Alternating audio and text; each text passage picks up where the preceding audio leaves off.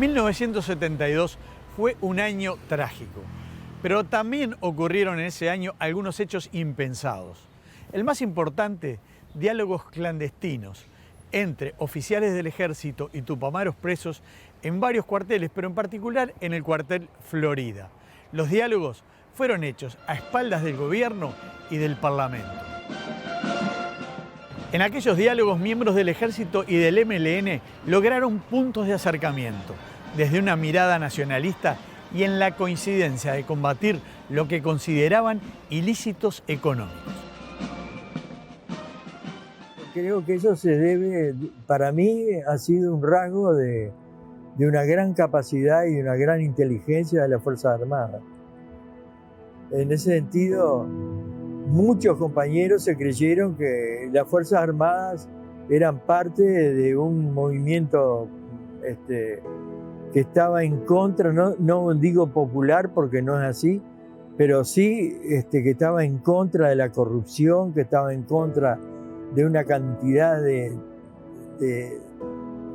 problemas muy embromados que llevaba adelante el país y que no lo solucionaban. Le daban la espalda a los políticos, fundamentalmente los colorados que estaban en el gobierno en ese momento. Y bueno, el golpe de Estado de Bordaberry confirmó todo eso, ¿no? Y confirmó fundamentalmente de que había una parte de la inteligencia militar que era la que conversaba con los compañeros para evitar, digamos, problemas internos dentro de la cárcel.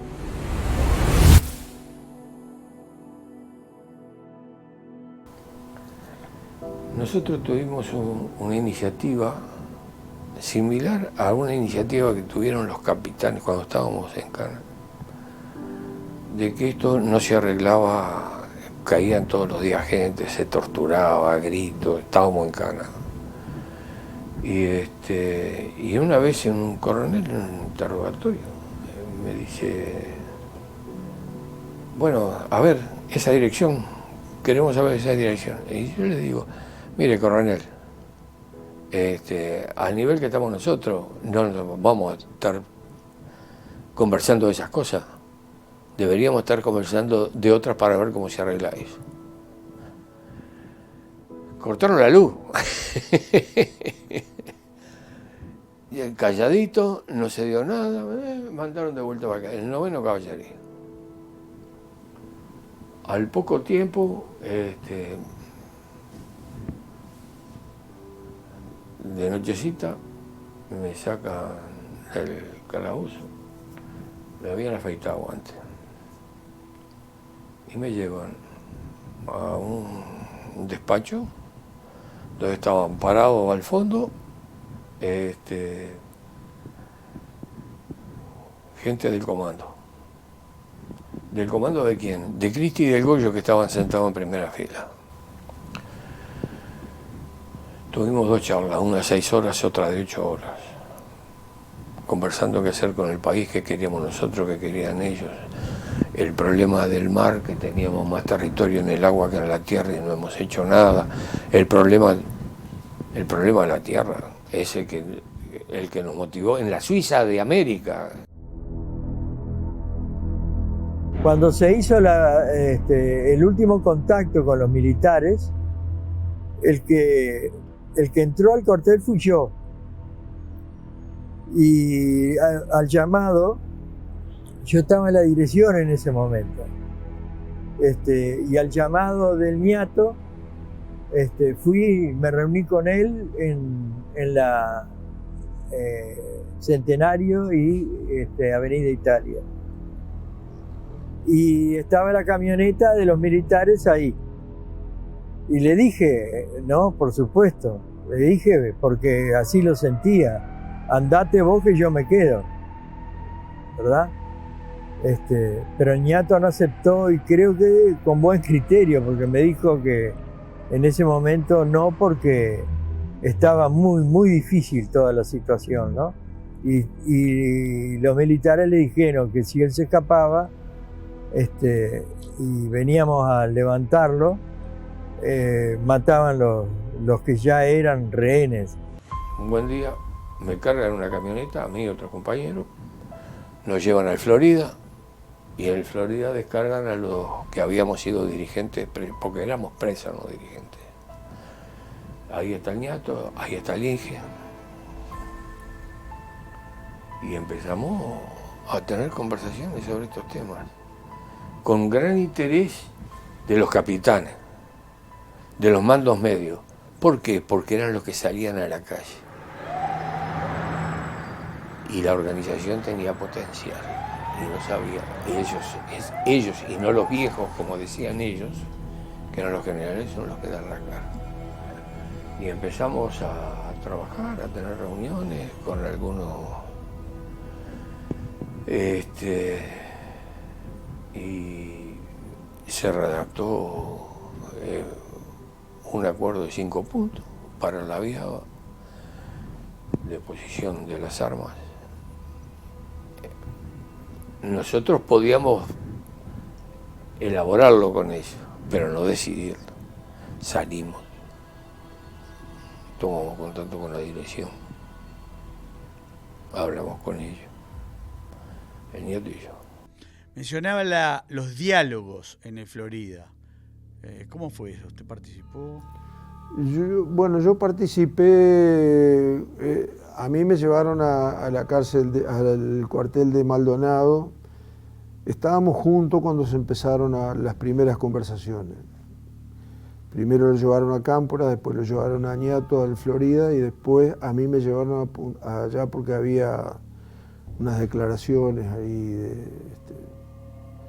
que me señalaban a mí, como el contacto del fiscal de Maldonado, ¿no? Cosa que era cierta. Y entonces estuve como 15 días, porque después me llevaron a Ingenieros 1 y cuando volví me llevaron a Florida con las conversaciones en marcha, y estuve un mes en Florida, y de ahí me llevaron a Ingenieros 1, donde intentamos hacer lo mismo con los oficiales de Ingenieros 1, cosa que fue un diálogo mientras estuve ahí, entre varios compañeros y ellos. No fue muy centrado en prontuarios, porque no teníamos información, no teníamos, pero había una relación, cordial o humana, si querés, ¿no? Cambiaron las cosas dentro del cuartel y eso. Mi participación en las conversaciones del Florida era de que estaba en la comisión de fuga, porque cada movimiento de eso se formaba siempre un grupo de compañeros que empezaban a ver las posibilidades de fugarse. La prisión de los Tupamaros en algunos establecimientos militares generaba un inevitable diálogo. En la perspectiva del tiempo hoy las cosas se ven distintas, porque nadie imagina que pudiera haber este tipo de convicciones.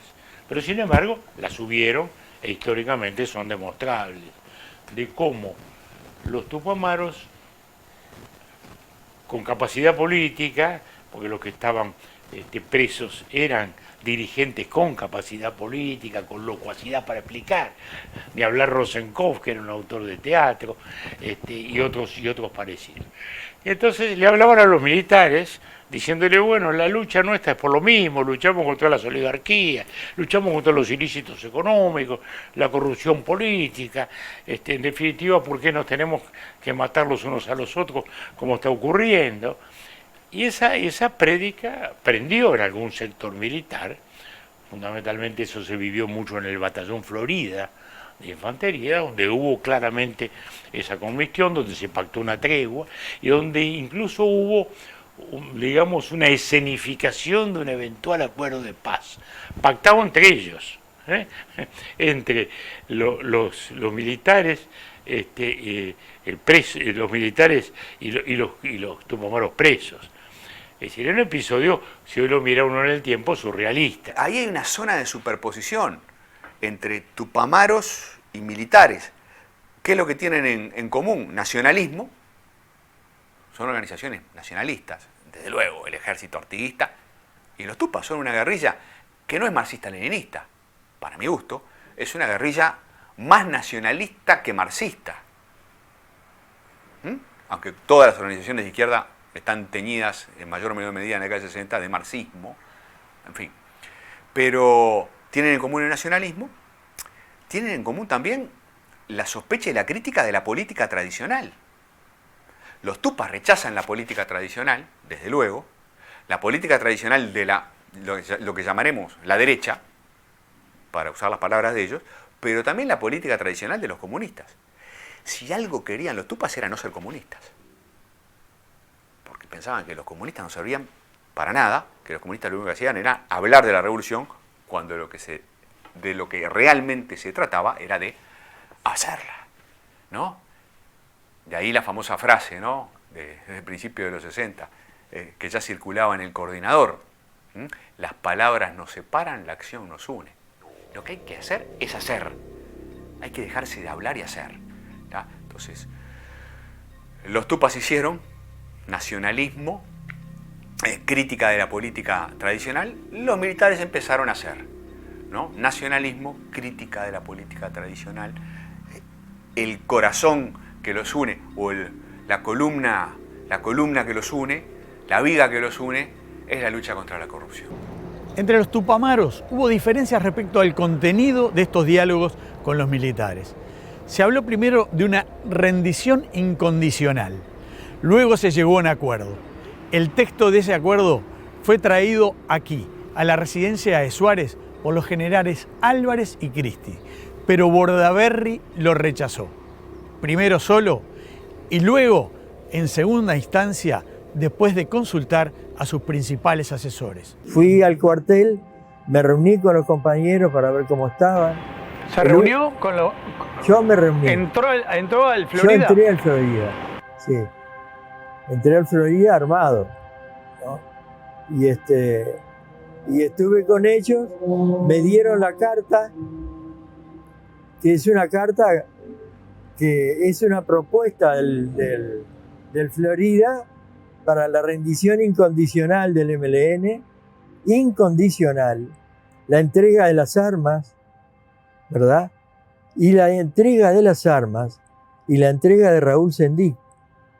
A Raúl Sendic, en la propuesta que había, se lo daba como encarcelado, detenido en una batalla entre las fuerzas policiales y el MLN, con balas de fogueo y con granadas sin poder y toda esa cosa, a la que le contestamos, ahí participé en la redacción de esa carta, le contestamos que de ninguna manera el MLN se iba a rendir en las condiciones que ellos pedían, porque no todo el esfuerzo y el sacrificio del pueblo que se había llevado adelante con la lucha armada iba a tener un final de opereta. Esa fue la respuesta nuestra. Y de ahí consideramos, con Raúl, que el ñato ya podía ser considerado como un traidor. Y lo digo acá públicamente por primera vez, porque realmente lo que hizo, apoyando esa carta y esa posibilidad de rendición, fue lamentable. No fue el único ahí adentro, ¿no? No, no fue el único. El que fue junto con el ñato a la reunión nuestra para entregarles la carta nuestra, fue Marenales. Y Marenales defendió la posición diciendo que había sido nada más que para parar la tortura. Porque la condición nuestra de reunión con los militares era de que pararan la tortura. Pero no solo en el cuartel Florida, que pararan la tortura a todo nivel. Pero ellos decían que el cuartel Florida respondía por sí mismo. Entonces no era claro el asunto de la carta ni el asunto de la rendición. Lo que querían era que Raúl Sendic cayera, porque era considerado el único líder pendiente del MLN y el más importante por su trascendencia política. Un día se espantan la tropa del Batallón Florida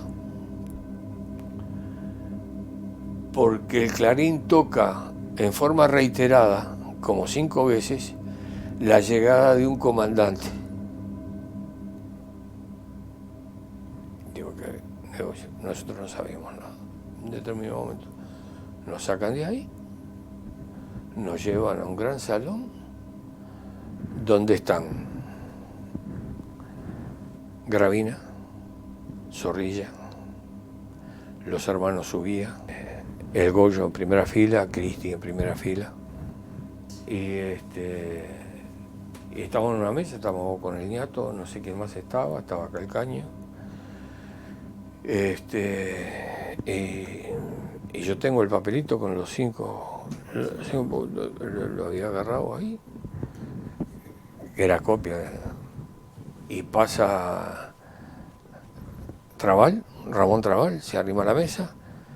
Dice, ese papelito que tenés son los 5 puntos. Ah, esto es mío. Se agarró y se lo llevó.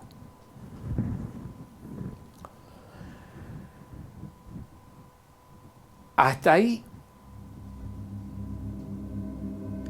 es lo que yo te puedo narrar como participante.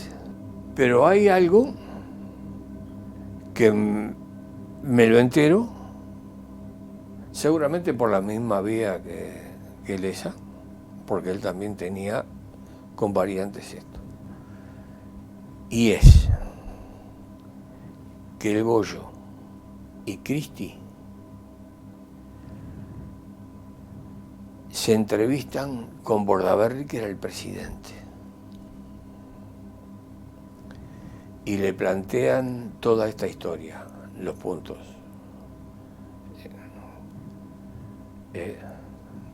Había cosas que estaban fuera de los puntos, por ejemplo, al bebé no lo íbamos a entregar nadie. Sí. Hay unos cretinos que andan diciendo por ahí que salimos por la rendición internacional, con la rendición total, ahí, sin condiciones. Eso, para quien me escuche, es una cretinada. Es muy bajo y muy ruin. A ver cómo lo ve él. Porque además nadie se la estaba llevando gratis entonces. Bordaberry consulta con sus asesores. La respuesta de Bordaberry fue negativa. Había cuestiones de carácter social que tenían que ver con la tierra, que tenían que ver con el mar, con el destino de la amnistía general, deposición de las armas, estructurarse para actuar legalmente, y mantenía la dirección que estaba detenida 5 años, que lo pasábamos en una cooperativa con derecho al acceso y la presencia de la familia. Eso era más o menos los puntos que te decía. En ese momento ni a Trabal, ni al Goyo, ni a Cristi les daba el cuero. Después tuvieron diferencia entre ellos, pasaron otras cosas que encarajinó todo, hubo una segunda negociación, pero... La idea de la tregua, la idea no de la tregua, de la rendición, eso fue lo que me llevaron a mí los generales Cristi y Álvarez. Una noche, también a las 3 de la mañana, me dijo que los tupamaros se rinden. Ellos dicen que nos han conocido ahora, que saben, que ven que las Fuerzas Armadas tienen las mismas inquietudes que ellos y que ellos están dispuestos a trabajar junto con nosotros a cambio de esto. Bueno, yo me negué a eso. Dije, acá si hay rendición, hay rendición. Y cada uno asume su responsabilidad. Los que hayan cometido algún delito tendrán que ser juzgados. Si el delito es grave, la pena será una, si es leve será otra, y si no hay delito será puesto en libertad. Pero yo no acepto de ninguna manera una rendición con condiciones de parte de los tupamaros. Si se quieren rendir, enhorabuena, se termina todo, que se rindan, pero sin condiciones. Por eso ellos dicen, he leído en algún libro de estos, que esa paz fracasó, ese ofrecimiento de rendición fracasó por causa mía. Sí, fracasó porque el ofrecimiento venía con condiciones. Creo que con el tiempo fue quedando más claro de que ese diálogo fue fuerte, fue intenso,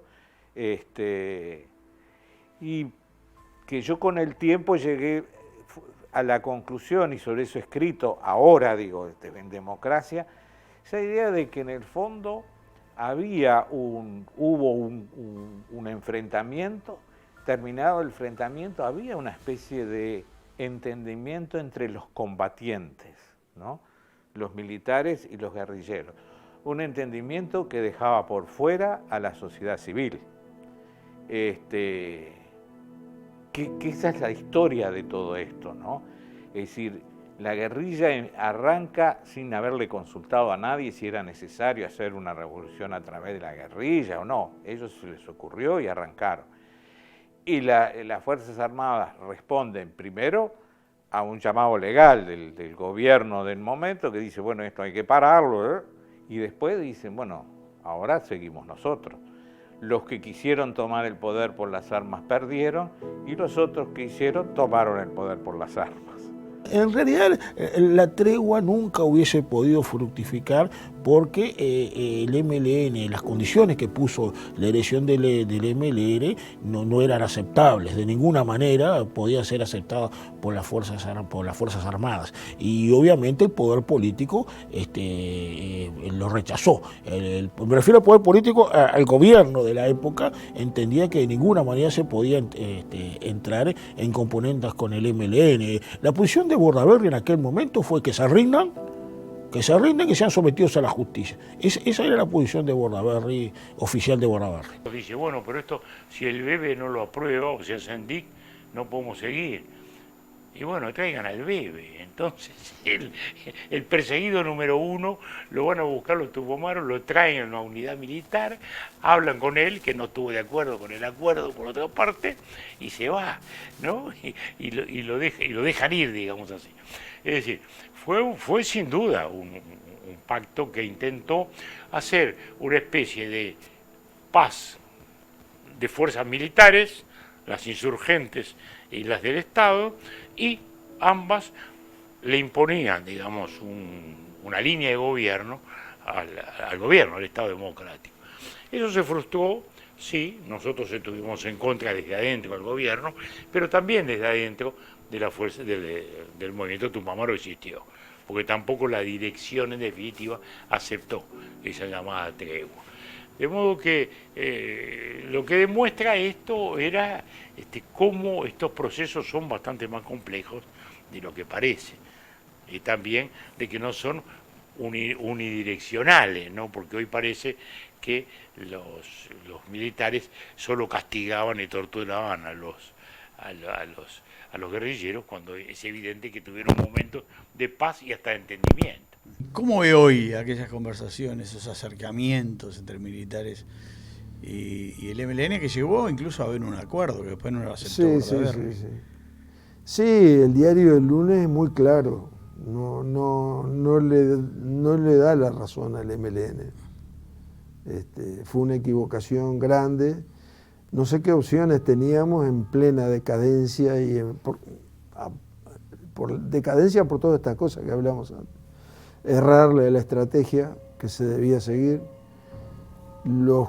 Las calles de Montevideo estaban llenas de clandestinos fugados de Punta Carreta, bueno, un desastre. Entonces, hoy podemos ver, cuando digo hoy, estoy hablando en el año 73, ¿no? Que fue un error muy grande. Y debíamos haber dejado que se procesara lo que se procesase dentro del ejército. Nosotros no teníamos incidencia. Ñato estaba convencido de que íbamos a tupamarizar todo el ejército. Y no fue así, fue un aflojamiento, algunas libertades se consiguieron de gente muy liviana, que no tuvo incidencia en aquel momento ni posteriormente tampoco, y no conseguimos nada, ¿no? dilatar las cosas, y creo que además nos metimos en un juego de especulaciones que no nos favoreció para nada, ni hubiera sido. Pero bueno, fueron decisiones tomadas ahí entre una tortura y las bajadas al patio, y unos que estaban en una unidad, otros que estaban en otra unidad. Básicamente fue una decisión del ñato esto, ¿no? Por más que ya por otros lados también estaba otra gente, ¿no? Más o menos en esa misma sintonía. ¿Por qué ganó en tan poco tiempo el ejército? ¿Por qué triunfaron las fuerzas conjuntas tan rápido después de la fuga de Punta Carreta y después sobre todo de los hechos de abril y mayo? Y porque actuábamos con inteligencia, Alfonso. Fíjese que yo, por ejemplo, cuando iba a hacer un operativo, a los oficiales le daba una bolsa, porque los subversivos escribían todo. Y yo le decía, bueno, ustedes vayan al local ese, vayan a la Mesalú, a los roperos, busquen todos los cajones y me traen todos los papeles. Acá tienen una bolsita. Y cuando venía me interesaba más la recopilación de datos que traían que las propias declaraciones de Tupac, ¿no?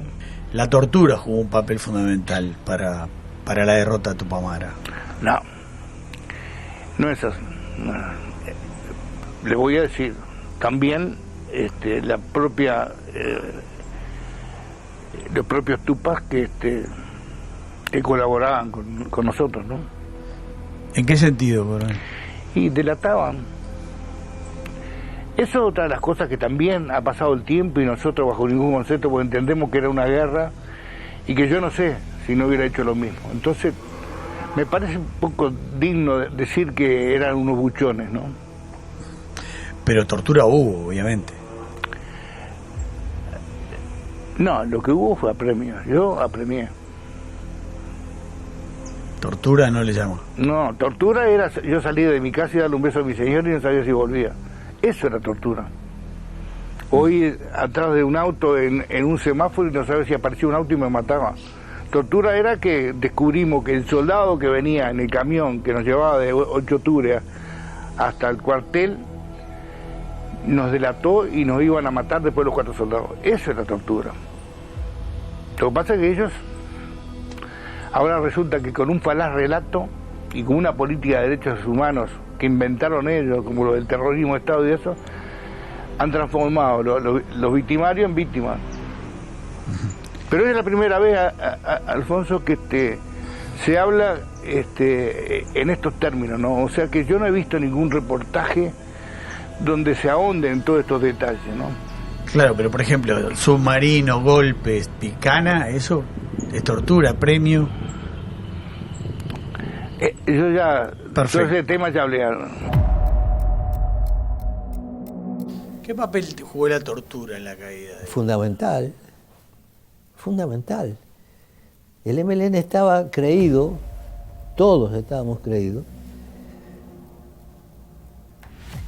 que la tortura era una cuestión semántica, digamos, que bastaba con estar convencido ideológicamente de lo que estaba haciendo, que eso era, con eso ya alcanzaba. Nos creímos la historia de Giulio Fusi, que a lo mejor fue real, no la niego, pero héroe, hay uno cada 10 millones. Y nosotros nos creímos que íbamos a soportar lo que fuera. ¿Por qué? Porque bueno, habíamos conseguido con la muerte de Morán Charquero, habíamos conseguido que la policía se dejara de torturar. Y nos creímos que con el ejército iba a pasar lo mismo. ¿Otero no torturaba? Otero no. Inteligencia y enlace, que se sepa, no. Las torturas se dieron cuando la lucha antisubversiva se pasó a hurtos y rapiña. Y se le dio al comisario Morán Charquero, Besón, y no me acuerdo qué otro, la conducción de la lucha contra el MLN. tupamaros dicen que la tortura fue fundamental para su derrota. Reconocen que en la época de Otero no había, Otero por ejemplo, ¿no? Pero que después sí, que fue fundamental. Los fenómenos de tortura, desgraciadamente, están implícitos en toda acción de guerra. Hubo tortura militar, hubo tortura tupamara. Mirar la cárcel del pueblo hoy nomás es una expresión de lo que significaba secuestrar a ella, violar los derechos humanos, hacer una acción terrorista, tan terrorista como secuestrar embajadores extranjeros, por ejemplo, de grandes potencias para crearle un problema al país o extorsionar al Estado.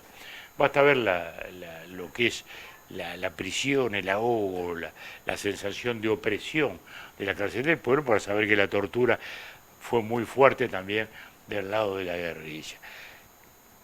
La policía, nadie puede decir que hubo tortura y sin embargo lograron ser eficaces frente al movimiento tupamaro, sin tortura. Estaban todos presos en el año 71, en noviembre de 71, en la víspera previa a la elección, los tupamaros estaban todos presos por la policía, sin intervención del ejército.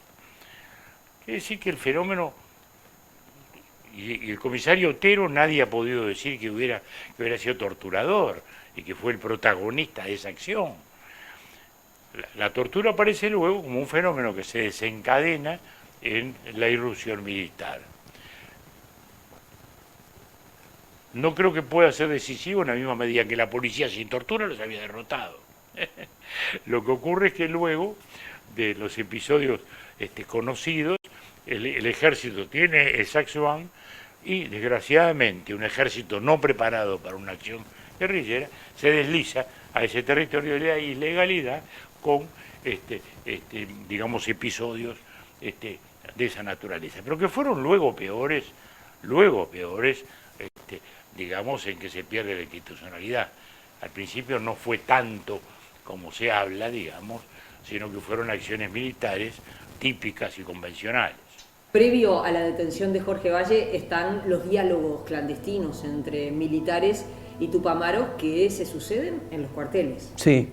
Bueno, y eso también, esas conversaciones entre tupamaros y militares han sido y pueden ser leídas de diversas maneras, pero lo podemos inscribir en esta clave de progresiva autonomización de los militares respecto a la clase política tradicional, porque fueron diálogos que se hicieron a espaldas del gobierno y a espaldas de esa dirigencia política que desconocía esos diálogos que lógicamente se manejaban en forma secreta, al punto que, que en el momento que el gobierno se entera, manda a cortar inmediatamente esas conversaciones.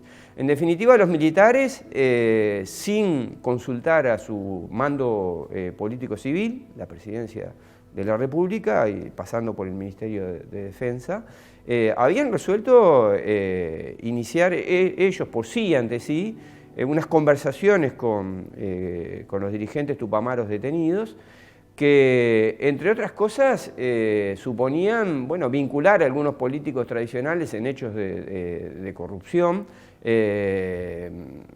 mezclados con algunos empresarios del medio local. Entonces, estaba eso inscrito en un proceso de socavamiento de la credibilidad pública de los gobernantes, ¿no? De los dirigentes políticos a quienes los militares debían guardar subordinación. De eso se va sabiendo más ahora. En aquel tiempo, por lo menos en aquel tiempo que era donde yo tenía una actividad un poquito más cercana con los acontecimientos, ahora ya estoy muy retirado, no teníamos noticia de eso. Hubo una noticia muy superficial, que no daba como para interpretar qué pasó. Creo que en ese asunto habría que interpretar ahora con más cartas vistas, con más documentos a la mano, interpretar un poco más qué es lo que pasó ahí.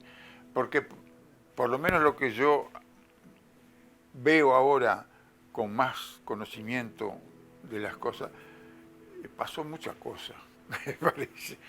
Cosas que se están manifestando ahora por protagonistas que hablan poco de eso. ¿Y todas las denuncias de ilícitos económicos? Eso me parece que fue una cosa que entra dentro de, no sé cómo se va a tomar esta palabra, porque ilícitos económicos hubo, pero el relato de todo eso entra un poco en una cosa folclórica, en donde interviene también esa misteriosa o curiosa cercanía entre los tupas y los militares. A mí me preguntó Jorge Marius cuando la salida del libro Palabra de Amodio, si yo creía que el MLN había torturado o no. Y yo le dije que sí, que creía que sí, porque la condición en que había mantenido a los secuestrados era muy similar a la tortura. O sea, era una forma de tortura, mejor dicho. Está escrito, o sea que no estoy diciendo nada nuevo. Yo creo que está bien, lo que pasa es que creo que es incompleta, porque es verdad que el MLN torturó a sus, pero los militares también. Entonces, pues bueno, no sé. En Florida se demolió, otros cuarteles. Pero hoy se puede visitar el 300 Carlos y algunos otros lados. Claro, pero centro de tortura hubo. La cárcel del pueblo fue un centro de tortura. Que nos enteramos tarde, bueno. Pero los militares lo han reconocido. Es que la gente se cree que torturar solo es aplicar dolor. Y no solo es eso. La desorientación temporal y el desequilibrio psíquico que te produce estar días y días y días encapuchado, te provoca, o sea, unos desequilibrios notables. ¿Ustedes tenían algún tipo de vínculo, relación o coordinación con el OPR 33? Orgánicamente yo creo que no. Si digamos coordinación, no. Es posible que en algún momento, por los conocimientos, hay que ver una cosa, que nosotros con algunos elementos de otras organizaciones nos conocíamos desde la época en que éramos militantes legales. Entonces, siempre quieras o no, se da una cierta relación. Yo conozco a fulano, conozco a mengano, sé que está ahí, entonces sé que el MLN a determinadas operaciones avisó.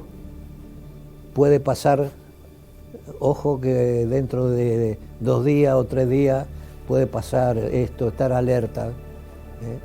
Me consta porque Jaime Pérez lo cuenta. En aquel año 72, mientras se producían acciones del MLN y todas estas conversaciones en los cuarteles, otra organización, la Organización Popular Revolucionaria 33, OPR 33, secuestró a Sergio Molaguero, de 24 años. Los trabajadores de la fábrica Ceral estaban en conflicto y Molaguero estuvo detenido, secuestrado, durante casi 70 días. Apareció en muy mal estado de salud. Él afirma que lo trataron muy mal. Voceros del OPR han negado esa afirmación. Sergio Molaguero, ¿usted fue secuestrado? Sí, fui secuestrado. El 11 de mayo de 1972. ¿Quién lo secuestró? ¿No puede contar? ¿Quién lo secuestró? ¿No puede contar un poco las circunstancias? Sí, claro. Las circunstancias es un poco largo el tema, porque viene esto por un proceso industrial. Mi padre en aquel entonces era el fabricante del calzado Ceral. Fue la primera empresa industrial de championes que intervino en un monopolio muy fuerte que tenía Funza en el Uruguay. Y ahí, en ese lugar, en Humberto I, era un sótano, era un sótano, era un aljibe, tendría 4 metros de diámetro, con un tubo de Dormení que ventilaba, que era lo único que ventilaba, pero se supone que estaba bastante por debajo de tierra porque había una escalera para introducirse, que era por abajo que se entraba por abajo de la grasera de la cocina. Había que levantar toda la grasera y ahí tenía. Y digo que debe estar profunda, porque en ese mismo lugar hicieron un allanamiento conmigo adentro. ¿Y no lo encontraron? Por suerte. Porque yo estaba en una cucheta ahí con una pistola martillada en la cabeza, boca abajo, en una cucheta con una pistola acá. Y le pregunté, si no hubieran encontrado me hubiera matado, claro que te hubiera matado. No tengo ninguna duda. Y allí estuvieron golpeando arriba y yo abajo rezando para que no me encontraran. Se fueron yo no sé ahí cuánto pasó, pero no mucho tiempo que me trasladaron de nuevo de ahí para la calle Austria, en el cerro. Ahí sí era un pozo debajo de una casa precaria que estaba en construcción. Era un pozo con un carcelario grande y uno chiquito, que fue el que me pusieron a mí, que tendría 1 metro de ancho por 2 de largo. Ese es el espacio donde yo estuve la mayor parte desde esa época, desde el 25, 26 de mayo hasta el 19 de julio. Monaguero, ¿cómo lo trataron en términos generales mientras estaba, más allá del operativo, mientras estaba detenido? ¿Físicamente, sí, físicamente o psicológicamente? Bueno, las dos cosas. No, las dos cosas. Bueno, psicológicamente, el anuncio de la muerte de mi abuela y de mi padre, ¿no? Subliminalmente, ¿verdad? Que mi novia estaba internada. Esas son versiones, ¿verdad? Para ir quebrando la moral. Y después física. ¿No era cierto eso? No, ninguna. Lo peor de todo, que la verdad que yo lo adjudico a que estaban viviendo el peor momento de la represión. Era el único que estaba yo secuestrado, que los estaban siguiendo muy de cerca después del allanamiento de Humberto I, que en un momento desesperado, no sé por qué, me ataron con alambres a un palo, a un poste, y me dejaron en el suelo como estaqueado, contra el suelo, atado de pies y manos. En aquel marco fue detenido por el ejército el líder de la lista 15, Jorge Valle. El senador había denunciado el secuestro de un actuario en un juzgado en el que estaba un expediente que lo involucraba. Primero lo vinieron a buscar aquí, en su domicilio de la calle Caracé, pero logró huir. Finalmente se entregó. ¿Por qué metieron preso a Jorge Valle? ¿Por qué a él? Hay que ir a abril de 1968, cuando se produce aquella devaluación y se produce el episodio de la infidencia, uno de los mitos políticos más grandes que tiene el Uruguay. Hay un excelente libro de Raúl Ronzoni que trata el tema de la infidencia, que explica muy bien que en realidad nunca Jorge Valle no cometió absolutamente ningún acto ilícito, pero quedó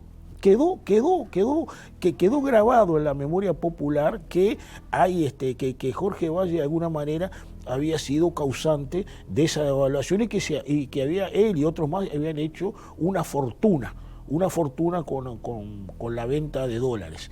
Y ese episodio, a pesar que la justicia declaró que Jorge no encontró absolutamente ninguna prueba sobre la conducta de Jorge Valle, quedó en el imaginario colectivo y en ese sentido vuelve a raíz de esto.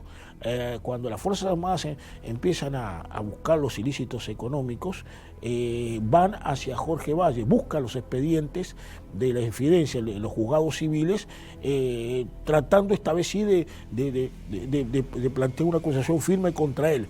Y en una manera también de pegarle a la clase política, demostrar que los políticos y la corrupción estaban íntimamente ligados, ¿no? Todos estos hechos, incluida la prisión de Jorge Valle, agravaron la situación política del país y terminaron de profundizar la grieta que separaba las Fuerzas Armadas de la amplia mayoría del sistema político.